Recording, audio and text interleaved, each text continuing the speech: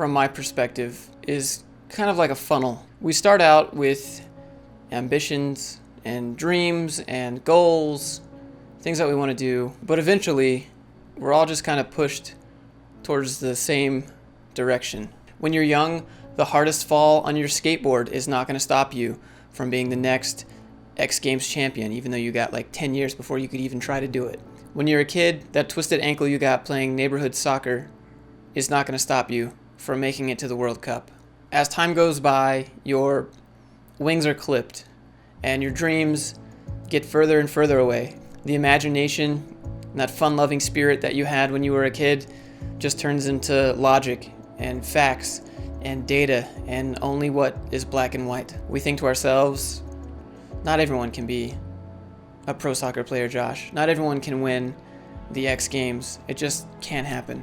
That's just not life. We put our heads down and we just kind of mosey in the direction of everyone else. As we walk towards that direction, we usually just think to ourselves, well, I guess that's it.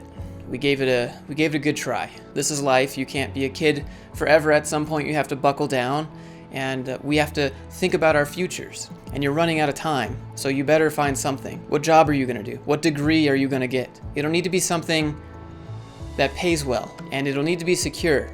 We need to think about the house we're going to buy, and the car we're going to buy, and the things we're going to put in our house, and how we're going to put our kids through college. And it speeds up, and everything seems like a blur, and everyone else is right next to you living in the blur, and it just seems like, well, this is where everyone else is going, so this is where I should go too. And before you know it, you have wrinkles on your arms and your face, and your hair's falling out, and your back aches, and you're retired whether it was your choice or not. But you never really got the chance to ask yourself, is this actually what I wanted, or was this what I just needed to do?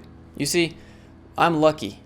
It all started when I was about 19 years old for me. It was back when I was in college and I wanted to learn how to be a paraglider pilot. I couldn't be a real pilot, didn't have the money for that. My eyes are pretty bad, I wear contacts. But as I would go there, I would see these people my age now, 29 to 35, that were just there regularly. And I'd ask myself, don't you guys have jobs? Don't you guys have to be somewhere? Don't you have to work a 9 to 5?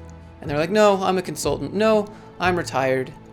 But I didn't really put much thought into that. When that entire sport depends on the weather, where you just have to get up and go when the opportunity is right. You can't do that when you have the regular life, the regular 9 to 5, the wife and kids life, the commute to work and back life.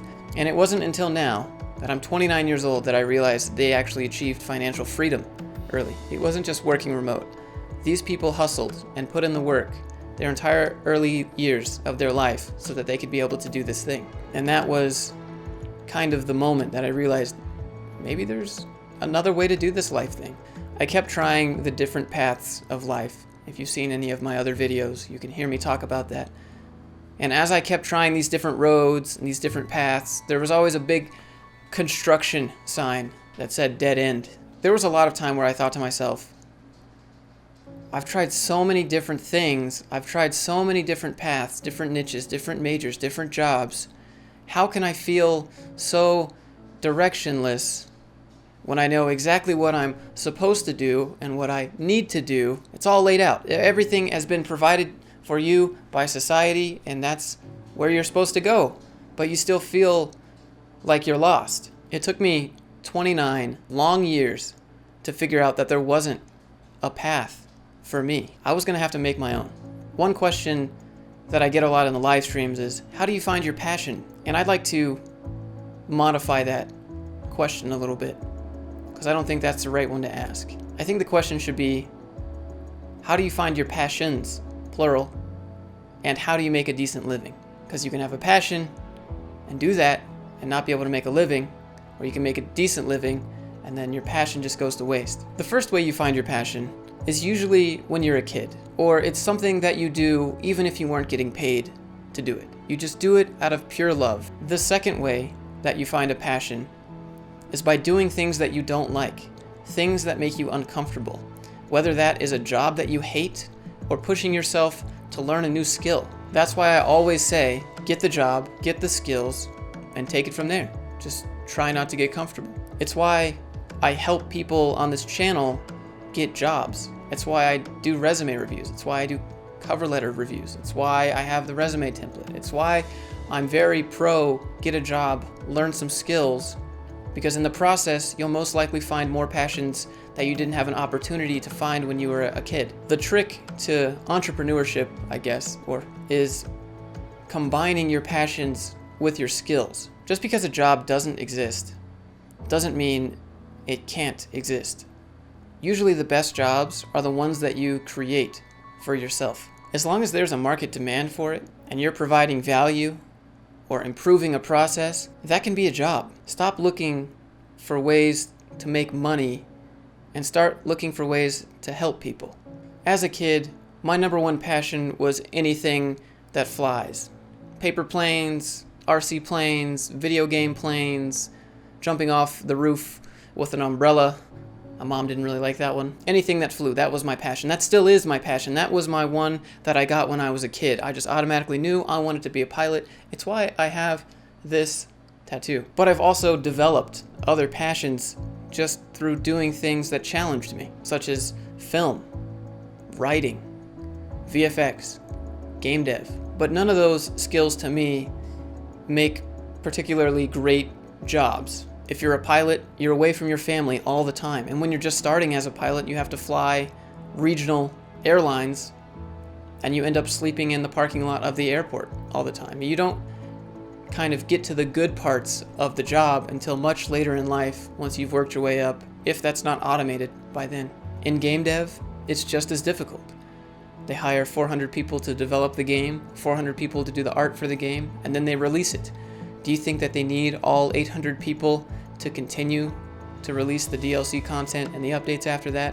Probably not. There's a lot of turnover in game dev, a lot of overworking and underpaid, but everyone wants to work on their favorite childhood game.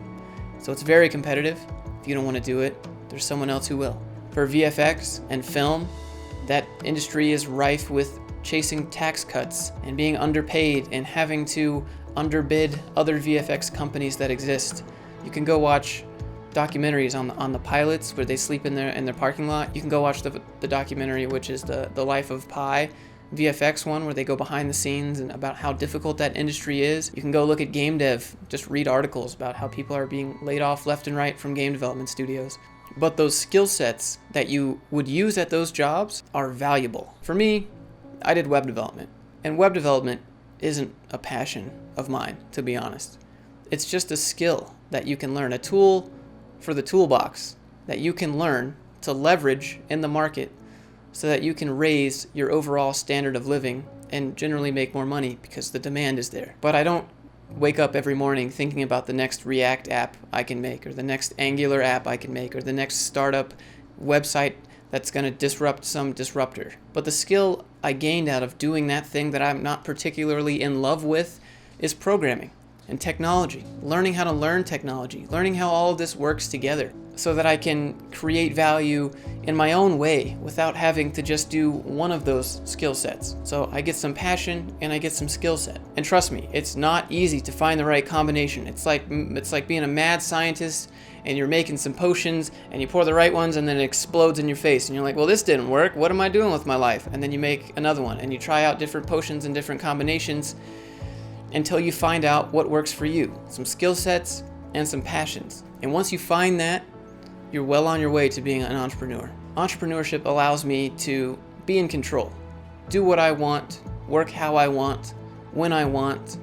I mean, not all the time, but most of the time. So that when the clouds are just right and the wind is just right, I can go and grab my paraglider and go in the middle of a Tuesday afternoon so that I can do what I love to do, fly around like a little kid. I know that entrepreneurship is not for everyone. It's risky. But that's what makes me feel alive, knowing that this is scary, but I'm trying my best at all times. I'd rather feel that way than comfortable and just have my needs met, but really be kind of living on my needs rather than running through life. I get that sense of I'm doing this, I'm creating this, and I don't know what's going to happen if it doesn't work. And you just have to be okay with not knowing what happens if it doesn't work. But you're trying and you're doing your best. That's just part of the potion mixing process. I know I said that sometimes you have to just pave your own path. But to be honest, I'm not sure that there is a path. for entrepreneurship. It's more like going into the jungle, being dropped off in the Amazon, and then just swinging from vine to vine, trying to figure out where you're going.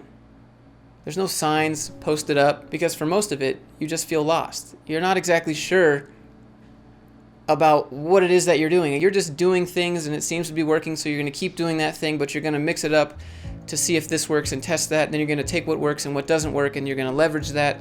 And that's what being an entrepreneur is. You don't actually have to know everything all the time of what you're going to do. You just have to do things, which is a lot more than what most people can say. At least you're doing things. When you're an entrepreneur, you'll be one thing one day, and you'll grow into this, and then you'll shed that, and you'll become something else, become someone else. Kind of like a band with new albums.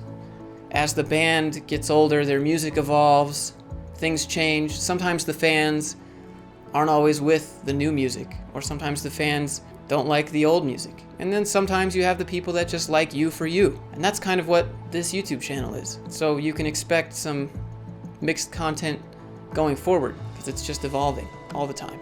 And some people like the web development portion, and some people like this newer kind of storytelling stuff. And I have my own ideas of things that I would like to try to push myself, to challenge myself even more, because I don't want to get comfortable ever. Once I start to figure something out or feel like I've got it figured out, I have to add that extra challenge. I knew this going forward, that this was going to be a long-term pivot into doing things that weren't necessarily related at the beginning. And so when people say, why do all the YouTubers that were programmers quit their jobs? It's probably because they have other passions that they want to pursue, and YouTube enables them to do that.